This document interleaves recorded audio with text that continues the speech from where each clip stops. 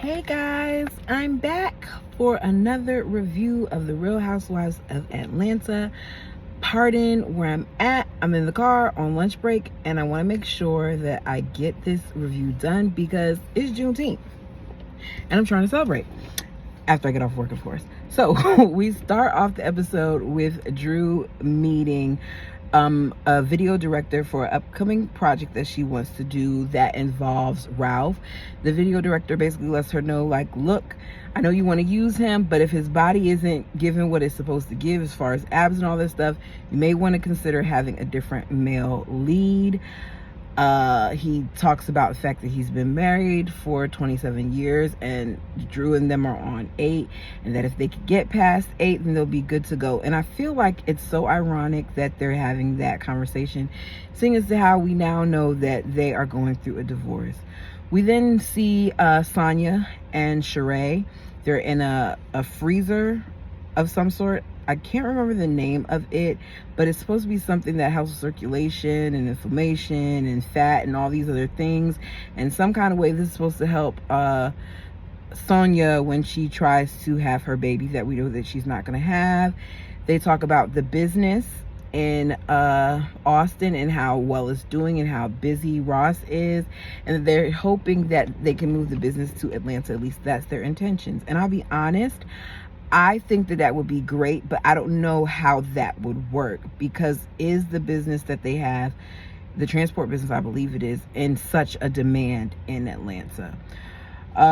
Sonia then talks about how she doesn't understand, after the argument and stuff that was had at the event, why the other ladies left when Kandi left.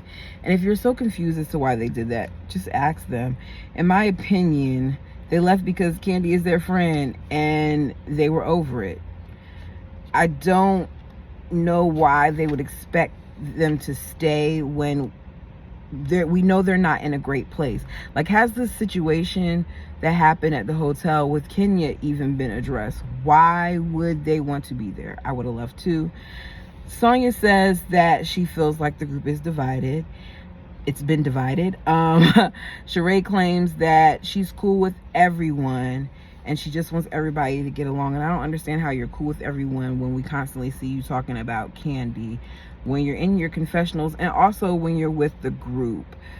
You even assisted Marlo when she was knocking on the door. So did Sonia. It just, like, this divide has been here. Sheree said that she wants to have an event of her own. It's going to be a Gucci event where everybody's supposed to wear some form of Gucci. She feels like in the past they had good times and now everybody is so divided. And I wrote in big bold letters on my paper, whose fault is that? You guys are divided mainly because of Marlo, because Marlo currently has issues with Drew and Kenya and Kandi. And you guys, as her friends, are not calling her out on it. Marlo, to me, is draining. Sonia says she wants to talk to Kandi one-on-one. She thinks that maybe the message of what Marlo said was delivered to Kandi wrong from Drew and Kenya, and that is why she's so upset. And I just want to know if they really listen when Marlo is talking, because they're saying that they feel like everybody is trying to make it all Marlo, but it's clear that everybody is taking sides in this situation. So don't act like you can't understand why the group feels the way that they feel when they have their own issues with her, and why you feel the way that you feel. You keep jumping to Marlo's defense, and when you're someone who is truly trying to be in the middle, you don't take sides and you call both parties out on their mess, not just one. Sonia is she's a flip-flop. We then see Courtney and Marlo meet up because, let's be clear, Marlo doesn't have too many people to film with in the cast. We hear about Marlo once again blaming Kandi for what's going on, talking about what she expected from Kandi. And then we talk about this blind date that Marlo seems to be really excited about. We find out that Bryce and Courtney are still being teenagers because their relationship is still complicated. And at this point, Courtney, why are you still with this man who obviously is the reason, in my opinion, why it's complicated? It's been 20 years. When do you demand more? We then see Marlo thanking Courtney for helping her with the records getting expunged because none of the other ladies did. Marlo, can you not take care of yourself? Why was it expected for the other ladies to get your record expunged? They did not commit the offense. You did. So the fact that Courtney lent her services, I'm not gonna lie, that was very nice of her. But stop acting like everybody is obligated to do things for you. That, to me, that's not friendship. I'm not being friends with somebody because of what they can do for me. That's not how it should work. I hope this wind is not blowing in my earpiece. It's making me nervous. Hold up. Where was I at? I said that Marlo should have told Kandi how she felt when Kandi asked her if she needed anything. When she hugged her, when she was crying with her, when she told her about a situation that she's been in, when they filmed that scene, when she was at her house, when she was at BravoCon, when they were at the reunion. She had so many opportunities to bring this up to her, and she did not. Your nephew worked there for a few months, and you're dragging this out to make it seem like Kandi owed you something. This incident happened when he was not even working there, and he started working when the pandemic was going on. So Kandi never really was around that young man like that. Jobs don't care about you, so stop making it seem like Kandi should have cared. I'm not gonna mince words anymore. I'm over it. The Marlo situation, to me, is such an insult to what Kandi has been through. Kandi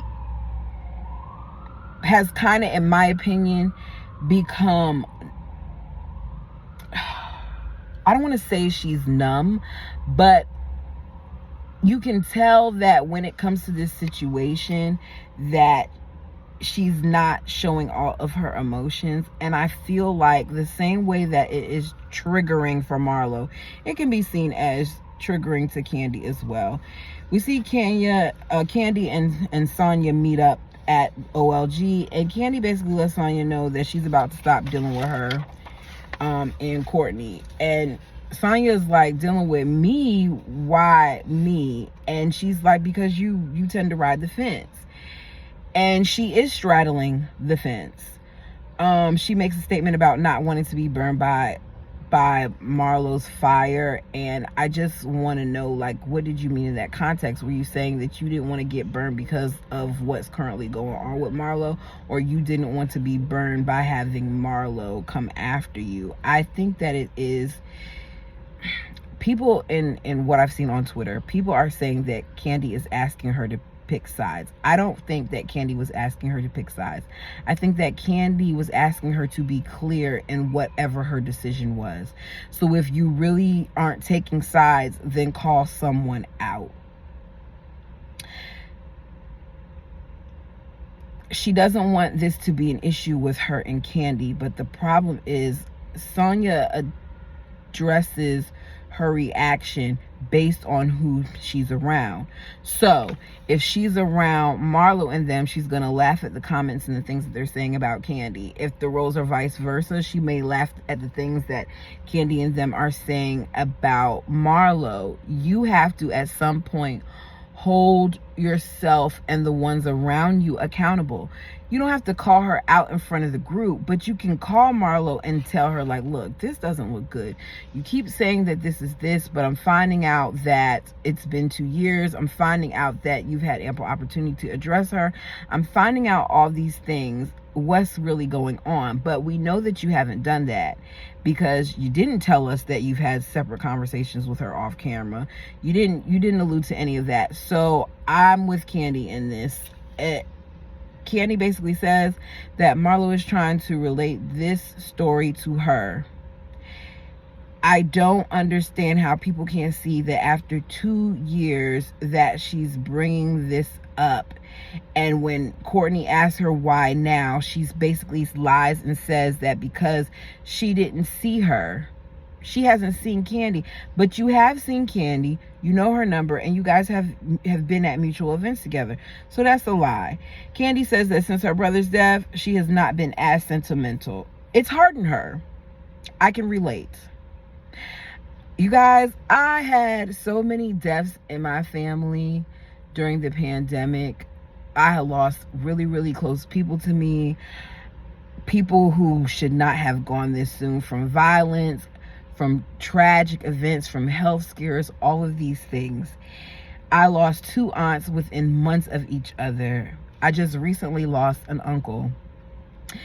And with all of that being said, you do get to the point where you kind of feel like you're on autopilot. Each death, especially when it's a close one, in my opinion, takes a piece of you. And I always have been that person that doesn't feel it right away. But when I feel it, I feel it. I own that I feel it. And I don't do like what Marlo is doing, where she is blaming others for it. That's where the problem lies. And I'm not feeling it. Back to Drew and Ralph scenes. With them, I get very uncomfortable because, like I said earlier, we know what they're going through. We see Drew dancing around him. We see him take off his shirt. We find out that the other lead didn't work out and she's going to use him instead of the other person. And Ralph's body is fine. They could have used him in the first place. I don't quite understand why that was even mentioned. The producers asked Ralph how he feels about being upgraded back to being the main guy in the video, and he says that he's going to have to come back to that. And I thought that was weird. Part of me wondered if it was because he didn't know that he wasn't being considered for the main guy, or if it's because they're already past the point now where they're thinking they've both filed for divorce and doing these confessionals, so that's why his response is his response. We see Kenya at the doctor's and she's wondering if she could have another baby. She has some embryos that are hers and Mark's, and they're still frozen, and she trying to consider whether or not she should still use them in order to become pregnant again. And to me, this is weird, and this is really beyond my pay grade, because I understand that she had to go through a lot to get those eggs. Retrieval, especially if you're the age that she is, and if you had previous complications and all these other things, it's not easy. So I can understand why she may want to use what she already has. But I also feel like, Kenya, you have to realize that by you making this decision to have those embryos implanted, that it doesn't just affect you, it affects that child. Because you've already had some struggles with your ex-husband, with your ex, about how you guys are going to raise Brooklyn, and he hasn't been there in certain times and all these other things. So I don't feel like it's worth it. I know that those are seen as children to some, but with the complications that you had during birth, with the fact that your doctor is saying that she was so scared and that you lost a lot of blood, and what was only supposed to be 20-30 minutes took over 2 hours, like, you could have lost your life. And a lot of women do not understand how serious childbirth is and what your body goes through. I know that for me, it was very serious. I could have stroked out. My blood pressure was so high, they ended up making me have my child at 34 weeks. Like, there was a lot that was going on that I didn't even realize how scary and serious it was until after the fact. We see Sheree arriving at the bunch place. She's talking about the dynamic. We see her try to make some adjustments on seatings. Her seating is obviously not still correct because she put certain people close to other people. The ladies arrived. Marlo comments on Kenya's look, saying that there's a difference between vintage and thrifted. Candy, to me, immediately looked like she didn't want to be there. Sheree says that she loves all the ladies and she brought them together because she doesn't want them to keep going back and forth. I feel like that's a lie. I don't understand why, if you didn't want them to go back and forth, you didn't talk to Marlo about some of the things that she was saying. But you don't want them to go back and forth. Marlo started it. Have a conversation with her. They are all supposed to go around and speak and address the problems that they have with people without any interruptions. We start with Kandi and Courtney's issue, and it seems to be miscommunication. Even though Courtney came for Kandi and she made her comments about her establishments being ghetto, Courtney and Kandi are now deciding that they're going to be in a good place. They'll be cordial because Courtney invited her to the event and Kandi came, and Kandi said she appreciated the fact that when she had the argument with Marlo that Courtney came and checked on her. We then see Sonia and Kenya talk, and Kenya says she doesn't really trust her and she's still getting to know her, and it's understandable in my opinion. Kenya says she didn't like the comments that were made by Sonia about her butt, and I don't really care about whether Kenya's butt is real or not and how she lied about getting work done, because at this point all of you all have lied about what work that you've gotten done. We see Sheree doing it now because it's evident that her face is different and she's not addressing it. So to me, Kenya, it's petty, but I get it. You just don't trust her. She says one thing to your face, another thing behind your back. Got it. Kenya brings up that you can't be loyal to me and defend the crap that Marlo does. Kenya says she's gonna continue to keep her eye on the S-girl. Kenya is over the relationship with Marlo. They've tried to mend things a few times, and if all you do is talk negatively about somebody, why would you want to be friends with them? We've seen this done on several occasions with Marlo, and we've seen it done with Kandi as well. Kandi feels like what Marlo's saying isn't genuine, and it isn't. Marlo is speaking, but the ladies keep cutting her off. I do not like Marlo.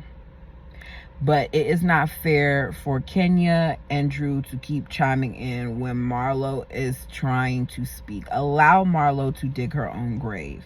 Sheree says that the ladies are doing this because Kandi is directing her minions. And this is why I need the ladies to shut up.